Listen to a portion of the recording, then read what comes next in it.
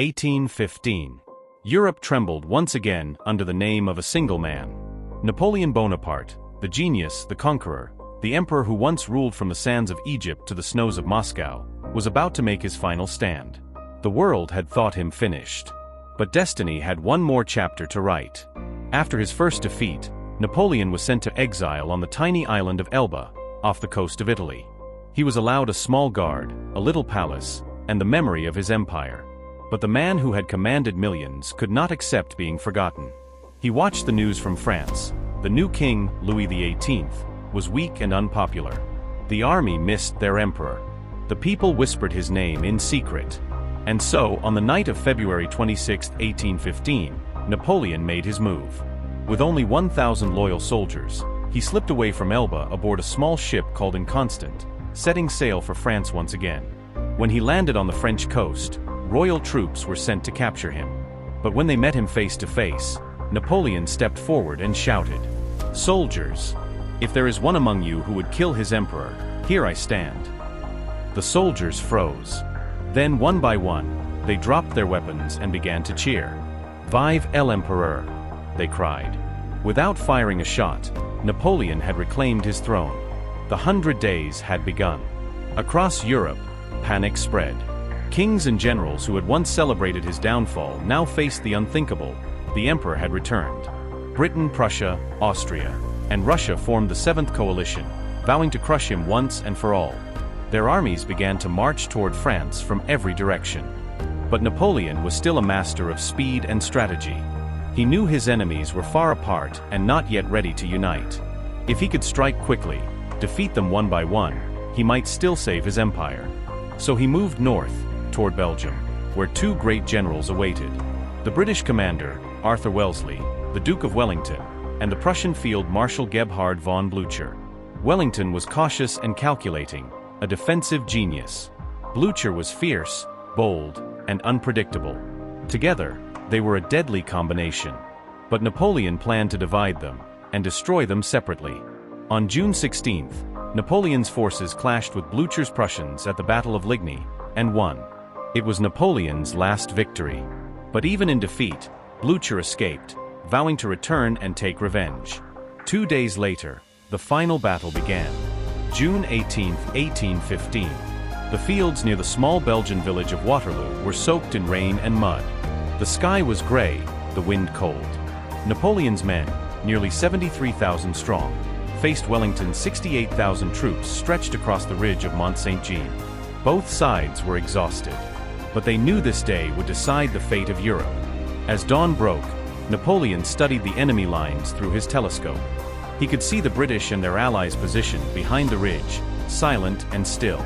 The emperor smiled slightly. He had faced worse odds before. He believed fate still belonged to him. At around 11 a.m., the cannons opened fire.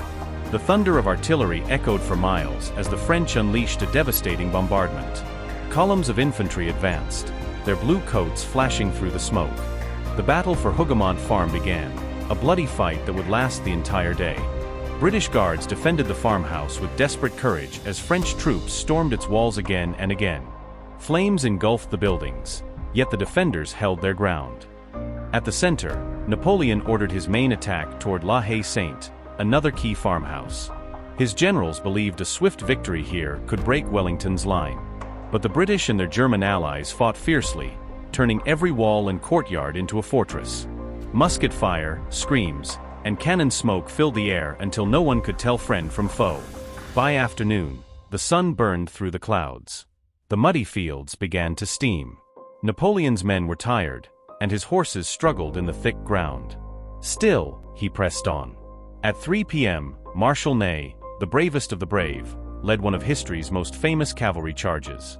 Thousands of French horsemen thundered across the valley, sabers flashing, banners waving. It was a sight of pure glory and pure madness. They charged again and again, but Wellington's men stood firm in tight squares, bayonets gleaming, firing volley after volley. The cavalry was shattered. The field was littered with bodies and broken armor. Even so, Napoleon refused to give up. He believed Blücher's Prussians had been defeated at Ligny and wouldn't arrive in time. He was wrong. By late afternoon, Dark figures began to appear on the horizon. Prussian soldiers, thousands of them, marching toward the battlefield. Napoleon sent reinforcements, but it was too late. The Prussians slammed into his right flank, adding fresh strength to the exhausted British. Still, the emperor had one last weapon, his imperial guard. These were the veterans of Austerlitz, Jena, and Wagram, men who had never known defeat. Napoleon gathered them and said, "The hour has come. The fate of France is in your hands." With drums beating and eagles held high, they advanced up the hill toward Wellington's center. Cannon fire tore gaps through their ranks, but they kept marching.